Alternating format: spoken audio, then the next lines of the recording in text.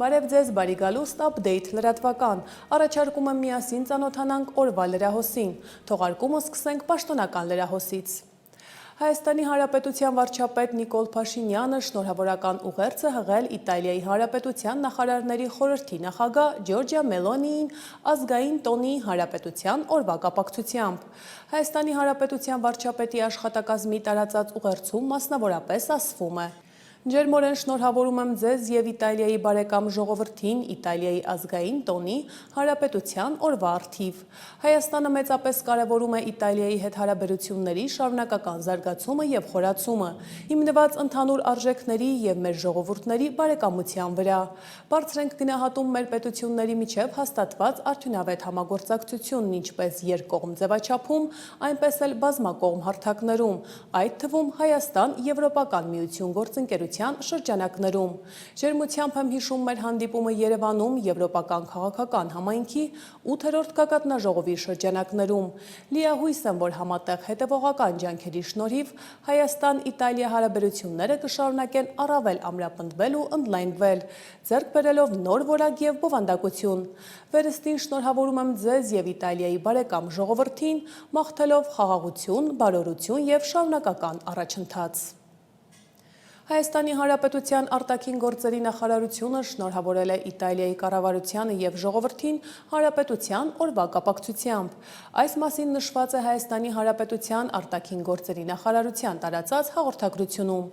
Հայաստանը բարձր է գնահատում Իտալիայի հետ իր երկամյա բարեկամությունը և անհամբեր սպասում է մեր երկկողմ և բազմակողմ համագործակցության հետագա խորացմանը, այդ թվում Հայաստան-Եվրամիություն գործընկերության շրջանակներում, ասված է գրառման մեջ։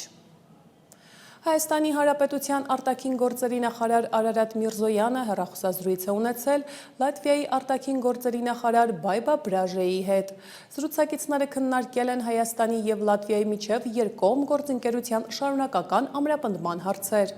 Կարևորվել է տնտեսական ոլորտում փոխգործակցության ակտիվացումը, հաշվի առնելով քաղաքական մակարդակում այդ հարցում արտահայտված պատրաստակամությունը։ Արարատ Միրզոյանը և Բայբա Բրաժեն մտքեր են փոխանակել Հայաստանի Հանրապետություն-Եվրամիություն գործընկերության ռազմավարական օրակարգի իրականացման ուղղությամբ աշխատանքներին։ Հայաստանի և Լատվիայի արտաքին գործերի նախարարները անդրադարձ են կատարել ժողովրդավարական գործընթացները թիրախավորող հիբրիդային տարատեսակ գործողություններին և դրանց արդյունավետ հակազդմանը։ Հայաստանում սեպտեմբերից 229 դպրոցի փակման մասին տեղեկությունները կեղծ են։ Այս մասին հայտարարություն է տարածել Հայաստանի Հանրապետության կրթության, գիտության, մշակույթի և սպորտի նախարարությունը։ Ընտրություններին ընդառաջ որոշ քաղաքական ուժեր շարունակում են տարածել կեղծ տեղեկություններ այն մասին, թե իբրև 2026 թվականի սեպտեմբերից Հայաստանում նախատեսվում է փակել 229 դպրոց։ Եվս մեկ անգամ տեղեկացնում ենք, որ այդ պնդումները չեն համապատասխանում իրականությանը և հանդիսանում են ապատեղեկատվություն, նշված է հայտարարությունում։ Չնայած նախարարության հերքմանը, որոշ քաղաքական ուժեր շարունակում են տարածել ակնհայտ կեղծ տեղեկություն այն մասին, թե իբրև սեպտեմբերից 229 դպրոց է փակվելու։ Ավելին, ոմանք նկարվում են որոշ դպրոցների ֆոնին, հայտարարելով, թե այդ դպրոցները սեպտեմբերից չեն գործելու։ Այդ մասին Facebook-ի իր էջում գրել է ԿԳՄՍ նախարար Ժաննա Անդրեասյանը։ Հաշվի առնելով, որ պաշտոնական հերքումները այս ուժերին և մարդկանց տեղ չեն հասնում, իրավաբաններին խնդրել եմ ուսումնասիրել և հայց ներկայացնել զրպարտության հոդվածով։ Նույն կերպ եմ պատրաստվում վարվել ժողովուրդ օրաթերթի պարագայում, որը ունենալով նախարարության պաշտոնական հերքումը, հերոսների անունները կրող դպրոցները անվանափոխելու ակնհայտ ապատեղեկատվության վերաբերյալ ակնհայտ սուտ և մոլորեցնող հրապարակում է անում, ընտրություններից մի քանի օր առաջ սադրելով և շփոթեցնելով մարդկանց, գրել է Ժաննա Անդրեասյանը։ Հունիսի 1-ին տեղի ունեցել աջակցություն Հայաստանում վիզաների ազատականացման երկխոսությանը, սահմանների կառավարման, փաստաթղթերի անվտանգության և իրավապահ մարմինների բարեփոխումների ոլորտներում ծրագրի մեկնարկի արարողությունը, մանրամասնում է տեսանյութը։ Հունիսի 1-ին տեղի է ունեցել աջակցություն Հայաստանում վիզաների ազատականացման երկխոսությանը, սահմանների կառավարման, փաստաթղթերի անվտանգության եւ իրավապահ մարմինների բարեփոխումների ոլորտներում ծրագրի մեկնարկի արարողությունը։ Եվրամիությունը 2.2 միլիոն եվրո է հատկացնում Հայաստանին վիզաների ազատականացման գործընթացին աջակցելու նպատակով։ Ֆինանսավորումը կուղղվի սահմանների կառավարման, փաստաթղթերի անվտանգության եւ իրավապահ համակարգի բարեփոխումներին։ Ներքին գործերի նախարար Արփինե Սարգսյանն ընդգծել է, որ սա Հայաստանում առաջին ծրագիրն է, որն ուղղակիորեն աջակցում է վիզաների ազատականացման գործընթացին։ Նրա խոսքով ծրագիրը կարևոր քայլ է Հայաստան-ԵՄ համագործակցության խորացման, Հայաստանի Հանրապետության քաղաքացիների ազատ եւ արժանապատիվ տեղաշարժի հնարավորությունների ընդլայնման, ինչպես նաեւ մարդկային կապերի ամրապնդման ճանապարհին։ Նախարարը կարևորել է նաեւ ԵՄ անդամ պետությունների հետ գործընկերության խորացումը, նշելով, որ ծրագիրն իրականացվում է Լիտվայի Հանրապետության հետ համագործակցությամբ։ Արփինե Սարգսյանի խոսքով վարչապետի առաջնորդությամբ Հայաստանը նպատակ ունի հնարավորինս արագ հասնել ԵՄ-ի հետ ազատ վիզային ռեժիմի հաստատմանը եւ ներքին գործերի նախարարությունը շարունակելու է հետեւողական աշխատանքն այդ ուղղությամբ։ Միջոցառմանը ելույթներով հանդես են եկել Հայաստանում ԵՄ պատվիրակության ղեկավար դեսպան Վասիլիս Մարագոսը, Լիտվայի Հանրապետության ներքին գործերի փոխնախարար Գինտարաս Ալեքսանդրավիչուսը, Հայաստանում Լիտվայի Հանրապետության արտակարգ եւ լիազոր դեսպան Անդրիուս Պուլոկասը։ ԵՄ եւ Լիտվայի բարձրաստիճան ներկայացուցիչները բարձր են գնահատել Հայաստանի արձանագրած առաջընթացը, ընդգծելով, որ ներքին գործերի նախարարության համակարգմամբ վիզաների ազատականացման երկխոսության շրջանակում իրականացվող բարեփոխումներն արդեն տալիս են տեսանելի եւ շոշափելի արդյունքներ։ Ծրագրի թիմի ղեկավար Էվելինա Գուձինսկայտեն ներկայացրել է ծրագրի հիմնական ուղղություններն ու նախատեսված միջոցառումները։ Աջակցություն Հայաստանում վիզաների ազատականացման երկխոսությանը, սահմանների կառավարման, փաստաթղթերի անվտանգության եւ իրավապահ մարմինների բարեփոխումների ոլորտներում ծրագիրն իրականացվում է Եվրոպական միության ֆինանսավորմամբ, Լիտվայի Հանրապետության կողմից, ներքին գործերի նախարարության հետ սերտ համագործակցությամբ։ Երևանի քաղաքապետ Տիգրան Ավինյանը հայտնել է, որ մայրաքաղաքում ավարտվել է տրոլեյբուսային շարժակազմի ամբողջական թարմացումը եւ այսօրվանից բոլոր հին տրոլեյբուսները փոխարինվել են նորերով։ Քաղաքապետի խոսքով հանրային տրանսպորտի արդիականացումը շարունակում է մնալ Երևանի քաղաքապետարանի առաջնահերթություններից մեկը։ Նոր տրոլեյբուսների շահագործումը նպատակ ունի ապահովել ավելի հարմարավետ եւ անվտանգ ուղևորափոխադրումներ, բարելավել սպասարկման որակը եւ բարձրացնել քաղաքային տրանսպորտի արդյունավետությունը։ Հունիսի 2-ին Զինծառայողի մահվան դեպքի առթիվ նախաձեռնվել է քրեական վարույթ քրեական օրենսգրքի 522-րդ հոդվածի առաջին մասով, Զինծառայողին անզգուշությամբ ինքնասպանության հասցնելը։ Այս մասին հայտնում են քննչական կոմիտեից։ Նշանակվել է դատաբժշկական փորձաքննություն, նախաքննությունը շարունակվում է։ Ավելի վաղ Հայաստանի Հանրապետության պաշտպանության նախարարությունից հայտնել էին, որ հունիսի 2-ին ժամը 00:10-ի սահմաններում հայտնաբերվել է Պաշտպանության նախարարության N զորամասի զինծառայող Արամայիս Մերուժանի Գևորգյանի դին։ Հակակոռուպցիոն կոմիտեն ենթադրյալ կաշառքի հերթական դեպքն է բացահայտել եւ հրապարակել ձայնագրությունը։ Այս անգամ ուժեղ Հայաստան կուսակցության բյուրեղավանի տարածքային գրասենյակի ղեկավարը իրենց օգտին քվեարկելու պայմանով ընտրակաշառք է տվել բնակչին։ Կան ձերբակալվածներ, մանրամասնում է տեսանյութը։ Հակակոռուպցիոն կոմիտեի եւ ներքին գործերի նախարարության քրեական ոստիկանության Կոտայքի մարզային վարչության ծառայողների կողմից իրականացված միջոցառումների արդյունքում փաստական տվյալներ են ստացվել այն մասին, որ ուժեղ Հայաստան կուսակցության Կոտայքի մարզի Բյուրեղավան համայնքի տարածքային գրասենյակի ղեկավարը կուսակցության օգտին քվեարկելու պայմանով նույն համայնքի բնակչին խոստացել, ինչպես նաեւ տվել է ընտրակաշառք։ Ուրեմն հավատությունից բացի փոխվում է, Էսա նայ երկու ամիս տոլի չկա, կամ բան սկսել են, ես 300,000 վերցել, Սուրջան։ Բայց էդի ես չեմ ասել, որ հավատություն ստացել եմ։ Խեր, դե չեմ ասել։ Սու պերիոդում մի քիչ սկսենք քիչ ու միչ պարտքերը փակել է, էլի արդեն այսքանի ամիս է ես փող չեմ ստանում նրան։ Կարելի ասած չեմ աշխատում, նոր ուզում եմ մտնել թեկու, եթե ուզ քիչ փողով, բայց դե վիդեո եթե չեմ։ Հադահմիենն կողնցելը մտել է դառնում այն մեկան խաղեր։ Մինչև ընտրությունն է, էլի ոնց էլի մի ռեսկ ստանա, գործենք անելու, տրամարը նետում եմ, ինչքան կարող, այդ մի ամիս վապշի չէի, դե ելքսոց գալիս էի ալարում էի։ Մի օր գնացի, կաշոց կողմ, քսոջում սասի շիշքանա, ծացի նման։ Խիքիչ, միշտ դժգով եմ էլի, արայելի աղասացի նման, առաջինը հավություն ազատյալով ստացա, ու են մախներ հակում գոնե 4 հոգի, գնում էին բան, օպերա ենք, ես մասեց հակում գոնե 4 հոգի մարդ չայ նախպերես, Խոնի աշխատվա 4 հոգի։ Արա մանը մեկի Արսեն Չոյին երկու ընկերոջ հետ Սուրոյին ու բանին են վերցրել Արսենին։ Դե ասում 20 հոգի հետևից է այդպես վերողնի որ երկու բազա փոստներ։ Ես 5 հոգի մարդուն եմ զանատով։ Ճողում ես։ Ու անեշ եկան ու բավարարում են։ Կողքից էլ աշխատում են գնում են, դրա համար մենք ենք տները մտնում, մենք ենք իտուկը տալի, դրա համար մենք ենք մեշեկի ես եմ մտել։ Տուն կա վաղշի չենք մտել, գիտենք քարտուկը դրա սուտը ով ասի, վիլիկը, շալիկուն,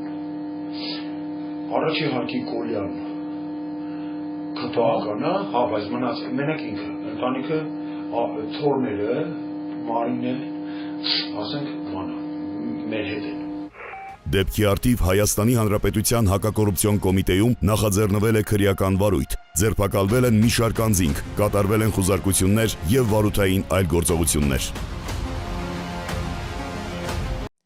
Եվ թեմայի շարունակությամբ բացահայտվել է բազմաթիվ անձանց նյութապես շահագրգռելու եւ առանձնապես խոշոր չափերով փողերի լվացման դեպք։ Քննչական կոմիտեից հայտնում են, որ գործի շրջանակներում ձերբակալվել է Ուժեղ Հայաստան կուսակցության խորհրդի անդամ Ալիկ Ալեքսանյանը։ Նախաքննության ընթացքում կատարվել են բազմաթիվ վարութային եւ ապացուցողական գործողություններ։ Հարցաքննվել է շուրջ 500 անձ։ Ալիկ Ալեքսանյանի նկատմամբ հսկող դատախազի որոշմամբ հարուցվել է հանրային քրեական հետապնդում քրեական օրենսգրքի 236-րդ հոդվածի երկրորդ մասով հավաքին մասնակցելու նպատակով նյութապես շահագրգռել է եւ 296-րդ հոդվածի 3-րդ մասի 3-րդ կետով առանձնապես խոշոր չափերով փողերի լվացումը։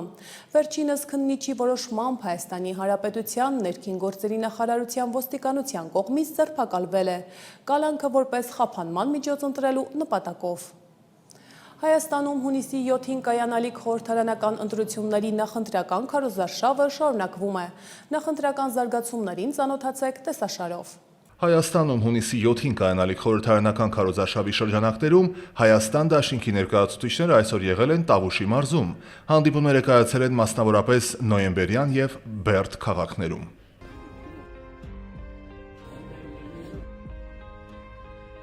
Եվ մենք այդ արժանապատվությունը ձեր հետ միասին վերականգնելու ենք։ Լավ եղեք, պինդ եղեք, ամուր եղեք, ոչ մեկի չեն միանում։ Որ Նիկոլ Փաշինյանի իշխանությունը ազգային սպառնալիք։ Նիկոլի իշխանությունը հայ մարդու առողջության եւ կյանքի համար վտանգավոր է։ Իմ համար ասում ես սար առաջերտին արավար չէ։ Որ ասում ես լիճ, յուրաքանչյուր հայի համար երևի առաջի ինձ պատկերը գալիս է Սևանը։ Հիմա ինձ հետաքրքիր է, եթե ասում եմ պարտություն, ձեր մոտ առաջի երթին ինչ է գալիս։ Ձեր ցավը։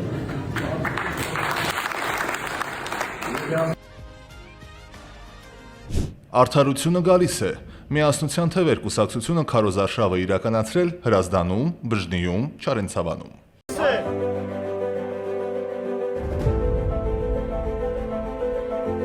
Հայաստանը պետք է ունենա ղեկավար, որը չի խափում մարդկանց, որ ճիշտն է խոսում, մեզ պետք է մեր ժողովրդի մասին մտածող ղեկավար, որ չի մտածում ուրիշի մասին, ուրիշի շահերի, այլ մեր մասին։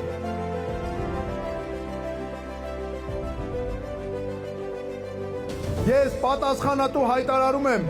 մենք երբեք չենք ընտրելու Փաշինյանին որպես վարչապետ։ ՔՊ-ն պետք է իշխանությունից զրկվի։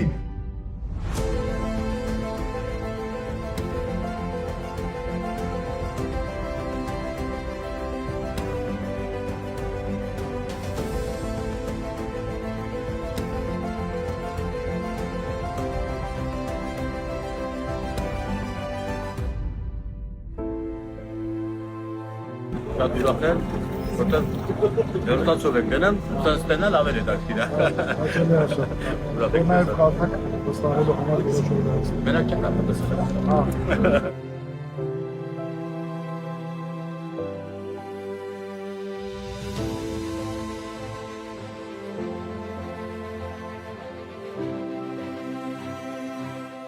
Ազգային ժողովրդավարական բևեռը Երևանում շարունակում է իր քարոզարշավը։ Բևեռը մասնակցում է ընտրություններին 8-րդ համարի քվեաթերթիկի ներքո։ Կոչ ենք անում բոլորին ակտիվորեն մասնակցել ազգային ժողովի ընտրություններին եւ ձեր ձայնը տալ ազգային ուժին։ Միասին պահպանելու մեր երկիրը, մեր անկախությունը,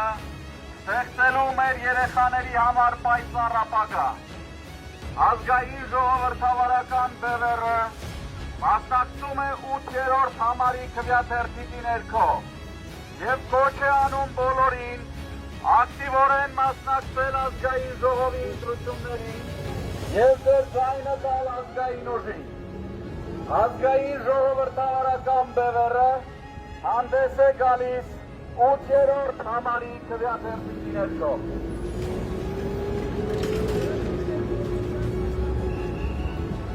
Ազգային ժողովրդավարական բևեռը մասնակցում է ազգային ժողովի ընտրություններին 8-րդ համարի քվեաթերթիկի ներքո։ Ոչ ենք անում ձեզ լինել ակտիվ եւ ակտիվորեն մասնակցել ազգային ժողովի ընտրություններին։ Քանի դեռ մենք պարտիվ ենք, որվա իշխանությունները հանձնում են մեր երկիր, հանդես է գալիս 8-րդ համարի քվեաթերթիկի ներքո։ Կոչ ենք անում լինել ակտիվ եւ տեր կանգնել սեփական երկրի։ Քանի դեռ մենք լռում ենք, քանի դեռ մենք մեր տներում ենք, որվա իշխանությունները հանձնում են մեր երկիրը մեր անունից։ Տեր կանգնենք սեփական երկրի, ակտիվորեն մասնակցեք ազգային ժողովի ընտրություններին Եվ միջազգային լրահոսին ընդառաջ ԱՄՆ-ի հետ համագործակցության և ռազմավարական գործընկերության վերականգնումը Վրաստանի կառավարության առաջնահերթ խնդիրն է։ Թբիլիսիի համար առանցքային ուղղություն է մնում Վաշինգտոնի հետ հարաբերությունների զարգացումը և իրավահավասարության ու կողմերի շահերի հաշվի առնելու հիման վրա դրանց վերբեռնումը, նշված է վարչապետ Իրակլի Կոբախիձեի տարեկան հաշվետվությունում։ Կոբախիձեի խոսքով Վրաստանն ակտիվ քաղաքական երկխոսություն է վարում ամերիկյան կողմի հետ։ Իսկ երկրի արտաքին գործերի նախարարությունն աշխատում է երկկողմ հարաբերությունների նոր օրակարգի ձևավորման ուղղությամբ։ Այլ միջազգային թեմաների առաջարկում ենք ծանոթանալ տեսաշարով։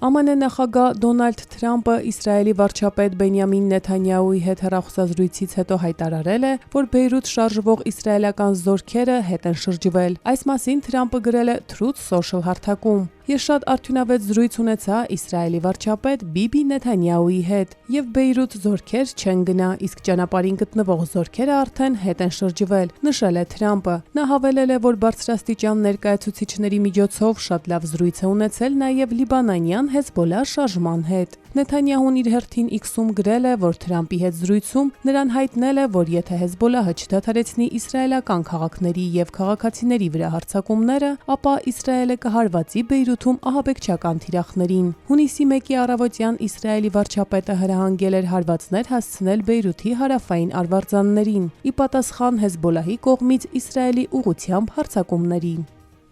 ԱՄՆ-ի հետ Իրանի գլխավոր բանակցող եւ խորհրդարանի խոսնակ Մուհամմադ Բաղեր Ղալիբաֆը հեռախոսազրույց է ունեցել իր լիբանանցի գործընկեր Նաբի Բերիի հետ, քննարկելով Իսրայելի ռազմական գործողությունները Լիբանանում։ Այս մասին Ղալիբաֆը նշել է X-ում գրառման մեջ։ Իմ եղբոր Լիբանանի խորհրդարանի խոսնակ Նաբի Բերիի հետ զրույցում ես հաստատեցի, որ եթե Լիբանանում իսրայելական ագրեսիան շարունակվի, մենք ոչ միայն կդադարեցնենք բանակցային գործընթացը, այլև կլինենք թշնամու դեմ անմիջական բախման մեջ, նշել է նա գրառման մեջ։ Հունիսի 1-ին Իրանի արտաքին գործերի նախարար Աբբաս Արաղչին X-ում գրառման մեջ նշել էր, որ Իրանի եւ ԱՄՆ-ի միջև հրադադարը պետք է լինի հրադադար բոլոր ճակատներում, այդ թվում նաեւ Լիբանանում։ Հունգարիայի վարչապետ Պետեր Մադյարը հայտարարել է, որ մտադիր է փոփոխություն մտցնել սահմանադրության մեջ երկրի նախագահին պաշտոնից հեռացնելու համար։ Նա համապատասխան հայտարարությունն արել է այն բանից հետո, երբ մայիսի 31-ին լրացել է վերջնաժամկետը, որը Մադյարը սահմանել էր պետության ղեկավարի հրաժարականի համար։ Վարչապետը նշել է, որ կտեղեկացնի այն մասին, թե ինչպես է իր կառավարությունը մտադիր գործել նախագահի հրաժարականին հասնելու համար։ Իր հերթին Հունգարիայի նախագահը կրկին բացառել է կամավոր հրաժարականը։ Ընտրություններում հաղթելուց հետո Մադյարը հայտարարել է, որ Հունգարիայի նախագահը եւ մի շարք բարձրաստիճան պաշտոնյաներ պետք է հրաժարական տան մինչեւ մայիսի 31-ը։ Հունիսի 2-ի գիշերը Ռուսաստանը լայնածավալ պատերազմի ամենախոշոր օդային հարձակումներից մեկն է իրականացրել, հրթիռներով եւ անօդաչու թռչող սարքերով թիրախավորելով Ուկրաինայի տարբեր քաղաքներ, այդ թվում Կիևը։ Պաշտոնյաները հայտնել են, որ ամբողջ երկրում զոհվել է առնվազն 13 մարդ, վիրավորվել է ավելի քան 100-ը։ Նախագահ Վլադիմիր Զելենսկին ասել է, որ հարձակման հիմնական հարվածը կրել է Կիևը։ Կիևի քաղաքապետ Վիտալի Կլիչկոն հայտնել է, որ մայրաքաղաքում զոհվել է առնվազն 4 մարդ, վիրավորվել է եւս 58-ը, այդ թվում 2 երեխա։ Դնեպրը նույնպես կրել է մեծ կորուստներ։ Ուկրաինայի ռազմաօդային ուժերը հայտնել են, որ ռուսական ուժերը արձակել են 73 թևավոր, բալիստիկ եւ հիպերձայնային հրթիռներ, ինչպես նաեւ 656 գրոհային անօդաչու թռչող սարք։ Դրանցից խոցվել կամ խփվել է 40 հրթիռ եւ 602 անօդաչու թռչող սարք։ Սերբիայի հարավում մեկնարկել են Պլատինե Գայլ 26 բազմազգ մարտավարական զորավարժությունները, որոնց մասնակցում են զորակազմեր Ադրբեջանից, Բոսնիա եւ Հերցեգովինայից եւ ՆԱՏՕ-ի որոշ երկրներից, ԱՄՆ զինված ուժերի եվրոպական հրամանատարության աջակցությամբ։ Ըստ գերատեսչության 550 զինծառայողի մասնակցությամբ զորավարժությունները կտևեն մինչև հունիսի 13-ը։ Նրանք կանցկացնեն խաղաղապահ գործողություններ իրականացնելիս փոխգործակցության վարժանքներ։ Պլատինե Գայլ զորավարժությունների շարքը Սերբիայում անցկացվում է 2014 թվականից։ Հանրապետության պաշտպանության նախարարության տվյալներով զորավարժությունները հաստատում են Սերբիայի զինված ուժերի հանձնառությունը համագործակցելու բոլոր գործընկերների հետ եւ պահպանելու խաղաղությունը եւ կայունությունը։ Ֆիլիպինների Անխելես քաղաքում կառուցվող 9 հարկանի շենքի փլուզման հետևանքով զոհերի թիվը 11-ից հասել է 17-ի, եւս 3 մարդ անհետ կորած է։ Տեղական իշխանությունների տվյալներով արտակարգ ծառայությունները շարունակում են որոնողական գործողությունները զննելով շենքի փլվածքները։ Շենքը փլվել է մայիսի 24-ի գիշերը։ Քաղաքային վարչության մամուլի ծառայության ղեկավարը հայտնել է, որ փլվածքների տակ են մնացել տասնյակ շինարարներ։ Ծառայությունը նաեւ նշել է, որ 26 մարդ փրկվել է պատահարից հետո առաջին ժամերին։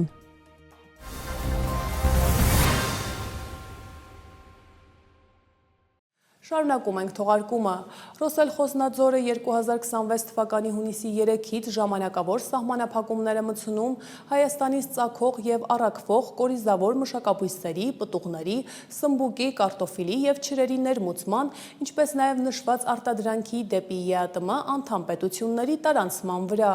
կապված այդ երկրների կողմից կարանտինային հսկողության ենթակա արտադրանքի ստացման հաստատման մեխանիզմների բացակայության հետ։ Այս մասին գրված է նրանց պաշտոնական կայքում։ Հիմնանորոգվում է Ծաղկաձորի մուտքից մինչև Ճոպանուղի տանող 5 կիլոմետր երկարությամբ ճանապարհահատվածը։ Այս մասին հայտնում են ճանապարհային դեպարտամենտ հիմնադրամից, ընդգծելով, որ նախագծով նախատեսված է երկշերտ ասֆալտաբետոնե ծածկի տեղադրում, իջատեղերի, մուտքերի, արհեստական կառուցվածքների նորոգում, ջրահեռացման վաքերի տեղադրում, մայթերի կառուցում եւ այլ աշխատանքներ։ Հիմնադրամի տարածած հաղորդագրության մեջ ընդգծվում է, որ զբոսաշրջային կարևոր նշանակություն ունեցող ճանապարհի հիմնանորոգումը կատարվում է Հայաստանի Հանրապետության պետական բյուջեի միջոցներով։ Իսկ վերջում եղանակի մասին։ Երևանում հունիսի 2-ից 7-ը առավելապես երեկոյան ժամերին քաղաքի առանձին հատվածներում հնարավոր է, իսկ 7-ին գիշերը եւ երեկոյան ժամերին սպասվում է կարճատև անձրև եւ ամպրոպ։ Ամպրոպի ժամանակ հնարավոր է քամու ուժ գնացում։ Հանրապետության տարածքում հունիսի 2-ից 3-ը, 3-ից 6-ը առավելապես կեսօրից հետո, 7-ին օրվա ընթացքում առանձին շրջաններում սպասվում է կարճատև անձրև եւ ամպրոպ։ Տեղ-տեղ հնարավոր է նաեւ կարկուտ։ Հունիսի 3-ից 6-ը գիշերային ժամերին սպասվում է առանց ստեղումների եղանակ։ Օդի ջերմաստիճանը հունիսի 4-ից 5-ը աստիճանաբար կբարձրանա 2-ից 4 աստիճանով։ Այս թողարկման համար առանձնացրել էինք այսքանը, իսկ դուք բաց չթողնեք վերլուծական հատվածը թողարկումից հետո։ Հաջողություն։